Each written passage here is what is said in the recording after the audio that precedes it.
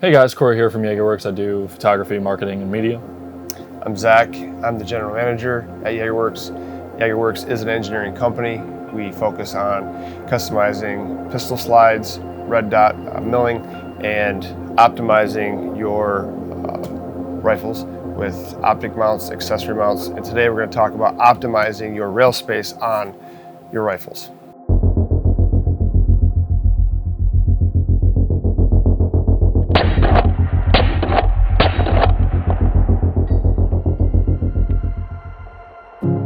The Jagerwerks A1 mount is an optic solution for your rifle optics and laser aiming devices.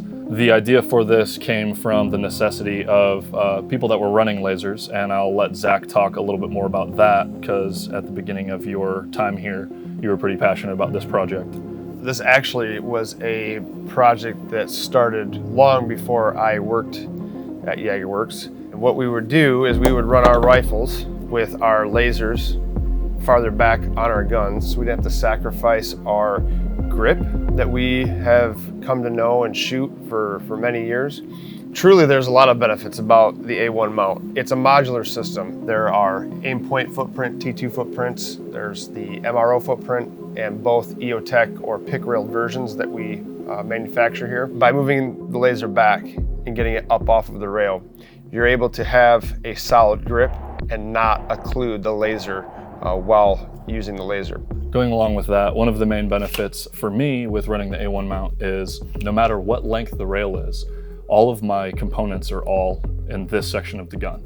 So all the weight is towards the mag well. I'm able to standardize that across any of the platforms that I have. Every single one of my guns is running the same finger stop. I have the same mod buttons and the same gas cap pretty much across the board. You're dealing with a lot of forward weight on a relatively light gun. And when you bring a lot of that stuff back to the center, you have a lot more maneuverability and more control. If you're going from, far target to far target, you can more precisely move your hand right to where you're trying to go. I really can't stress enough either that making that weight distribution more center makes shooting this at a class a lot better. A lot of the time, we're not using any of our lasers at a rifle class, and I can hold this thing a lot longer than I can when I had the peg on the front of your rail. I can run these little guns for a really long time. Every single time I pick up one of my firearms, no matter the length, I'm going to be able to run it exactly the same as all the other ones. The length of pull is the same, my sight picture is the same, and that's pretty much invaluable when it comes to trying to be consistent and train and get really proficient with your firearms. So another word that we use a lot is ergonomics, and ergonomics is essentially efficiency in your work environment.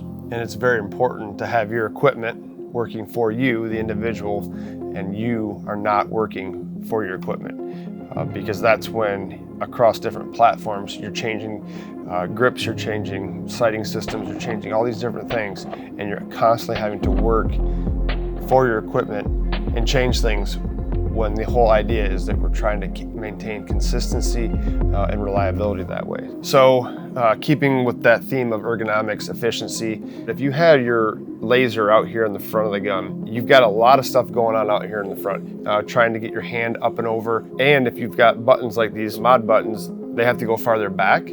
So you're kind of tight. Optimizing your rail space by bringing the laser back, getting it up above your hand, you're allowed to have a better grip out in front, have this extra rail space with your buttons, with a flashlight, and keep, like Korey, like you said earlier, keeping that weight farther back and more center over the mag well, which is, I think, really where it should be. I've talked a little bit about this 10.5 here that I mainly shoot, but going to say like this Honey Badger here, this has the Modlite, the gas cap, the axon switch. Even though the switch is slightly different than my 10.5, it's all set up in the same spot. The hand stop's in the same spot. Going back and forth between these two, the controls are all the same. It's super easy going from one platform to the other. I've been using mod buttons on all my firearms for a very long time. I can't even tell you how long, and they're absolutely perfect. And another just kind of a side note specifically about the mod button is they're very durable. I have used other buttons in the past, when they're over the gas block, they have not worked so well after a few rounds. They get hot and blow up, if you will. Yeah. But the mod buttons themselves are very durable, very solid, and obviously they work really well with the equipment that we use and that's available out there today. So who is the A1 mount for? Well, the bottom line is it's for anybody who is looking for better ergonomics, better efficiency, and the ability to optimize rail space, especially on shorter guns.